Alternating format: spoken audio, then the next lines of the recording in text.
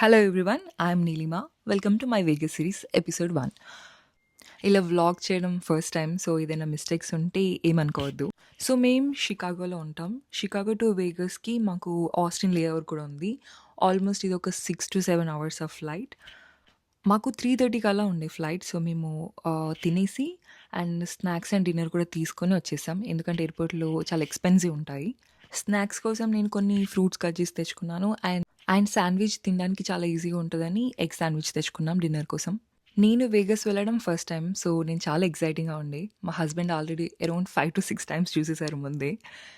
Tickets గురించి నేను ఒకటి మెన్షన్ చేయాలనుకుంటున్నాను. ఇన్ కేస్ ఈ వీడియో మీరు యూఎస్లో ఉండే వాళ్ళు చూస్తుంటే, ఫ్రాంటియర్ అండ్ స్పిరిట్ ఈ రెండు కూడా టికెట్స్ మీరు ఎయిర్పోర్ట్కి వెళ్ళి తీసుకుంటే చాలా తక్కువ పడుతుంది. మాకు ఆన్లైన్లో అరౌండ్ 400 వరకు చూపించింది, బట్ మేము ఎయిర్పోర్ట్ వెళ్ళి తీసుకుంటే 200 వరకు వచ్చింది మా ఇద్దరికి కలిపి. సో మీరు ఈసారి ట్రై చేయండి. నాకు మా హస్బెండ్ సూరజ్కి మూవీస్ అంటే చాలా ఇష్టం. సో మేము ఎప్పుడు ట్రావెలింగ్ చేసినా కూడా కొన్ని మూవీస్ డౌన్లోడ్ చేసుకొని వెళ్తాం, సో ట్రావెలింగ్లో చూడడానికి. సో ఈసారి కూడా అలాగే అయిపోయింది. ఆస్టిన్ ఎయిర్పోర్ట్ కూడా ఫస్ట్ టైం. సో ఇక్కడ వెదర్ చాలా బాగుంటుంది కాబట్టి ఇలా బయట నుండే తీసుకెళ్లారు. కాకపోతే ఇది హాలిడే సీజన్ అవ్వడం వల్ల చాలా రష్ ఉండే, అసలు కూర్చోడానికి కూడా స్పేస్ లేకుండే, అంత రష్ ఉన్నారు. ఎయిర్పోర్ట్ చాలా చిన్న ఉంది అండ్ ఫుడ్ ఆప్షన్స్ కూడా ఏం లేవు. మెక్సికన్ ఫుడ్ ట్రక్ ఒకటే ఉంది అండ్ మేము తెచ్చుకున్న ఫుడ్ అయిపోయింది. 4 hours లేఓవర్ కాబట్టి ఏదో ఒకటి తినేసి వెళ్ళడం బెటర్ అని అనిపించింది. సో మేము ఆన్లైన్లో ఆర్డర్ చేసుకున్నాం.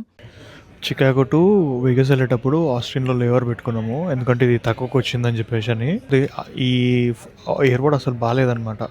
బయట ఒకటే ఫుడ్ ట్రక్ ఉంది అండ్ చాలా చిన్న ఉంది, కూర్చోవడానికి స్పేస్ లేదు, ప్రాపర్గా లేదు ఎయిర్పోర్ట్. సో డోర్ డాష్లో ఆర్డర్ పెట్టుకున్నాం ఫుడ్ పక్కన. సో మనకి ఏంటంటే ఎయిర్పోర్ట్కి వచ్చి డెలివరీ ఇచ్చేసి పోతాడు. మనం ఇంకా లైక్ ఒక ఫుడ్ ట్రక్ ఉంది బయట, దాని నుంచి ఆర్డర్ పెట్టుకున్నాము. పన్నీర్ టిక్కా రోలు, చికెన్ టిక్కా రోలు. ఇక్కడ ఎందుకంటే పెద్ద ఆప్షన్స్ లేవు food truck, I mean like ఒకటే ఉంది కాబట్టి మెక్సికన్ది. దాని కాకుండా ఇండియన్ ట్రై చేద్దామని చెప్పేసి అని బయటకి నుంచి ఆర్డర్ పెట్టిన. Well, and it's more liberal and people are balancing. It's just a big city. Everything Should be genuine. How can we all get rid of our yards? I'm like, I don't want to get into that race. It's not good for your company. We got one guy in Austin. Chicken tikka లెక్క లేదు, Dallas. Mint tikka లెక్క ఉంది. We have this chutney chicken లేదా? same day ఉల్లిగడ్డలతో chicken ముక్కలు ఉన్నాయి. How is the taste? when I go, we get this one guy. Okay He used to have multiple పర్లేదు, కానీ mint taste maybe he'll help us build out same day delivery, and there might be some people he knows that get involved. So let's get him going, because we're going to white label all his meat, all his flour, paratha but he's going to put his name on it, and he wants to paratha చల్లాయింది కదా, but the price is like ఈ mint frappe ఎట్లుందో చూడు. it allows me to do my other stuff. What about you know you had your mint frappe అయినా పన్నీర్ వచ్చిందా? where'd you know him from? He worked కొంచెం for వచ్చిందా? my- నాకు కూడా అంతే, కొంచెం I చికెన్ left వచ్చింది. radio and opened my own digital agency. ఎట్లుంది taste? Digital advertising. Taste. I labeled it for radio stations. I had that for 9 years, and I sold the intellectual property and closed it. And then finally boarding start అయిపోయింది. 4 hours ఒక 2 movies అయిపోయినాయి, cut చేసుకుంటూ చూస్తే. So యూజువల్గా నేను యూఎస్లో ఎప్పుడు gate నుండి ఫ్లైట్కి ఒక టనల్ లాంటిది పెడతారు కదా, అలాంటిదే చూసా, కానీ ఇలా బయట నుండి తీసుకెళ్ళడం ఎప్పుడు చూడలేదు.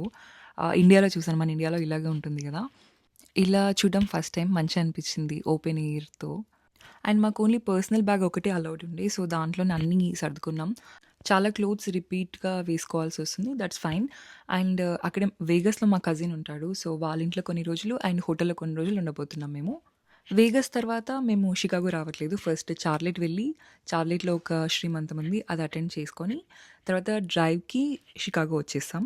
ఈ వ్లాగ్ మైట్ బి మీకు కొంచెం బోరింగ్గా ఉండొచ్చు, బట్ ఎపిసోడ్ 2 మాత్రం చాలా బాగుంటుంది, ఎందుకంటే వేగస్లో ప్లేసెస్ మేము ఎక్స్ప్లోర్ చేసినవి, ఫుడ్ అన్నీ కూడా నేను చూపించబోతున్నాను. వేగస్ చాలా హ్యాపెనింగ్ సిటీ అండ్ చాలామంది ఫేవరెట్ సిటీ కూడా. సో మీకు డెఫినెట్లీ నచ్చుతుంది ఎపిసోడ్ 2 నుండి. Don't skip it. And next వీడియోలో మేము స్టే చేసిన హోటల్, దాని సరౌండింగ్ ఏరియాస్ కానీ, అక్కడ ఉన్న ఫేమస్ ప్లేసెస్ కానీ అవన్నీ చూపించబోతున్నాను. సో ఫ్లైట్ ఎక్కేసాం. నేను ఎప్పుడు విండో సీటే తీసుకుంటాను, బికాజ్ మా హస్బెండ్ నాకు ఇచ్చేసాడు అలా. సో నాకు ఈ వ్యూ అంటే చాలా ఇష్టం, ఎప్పుడు వెళ్ళినా కూడా క్యాప్చర్ చేస్తుంటాను. I don't know why. Thank you so much for watching. Stay tune for next episode. Please like, share, and subscribe to my channel. Bye bye.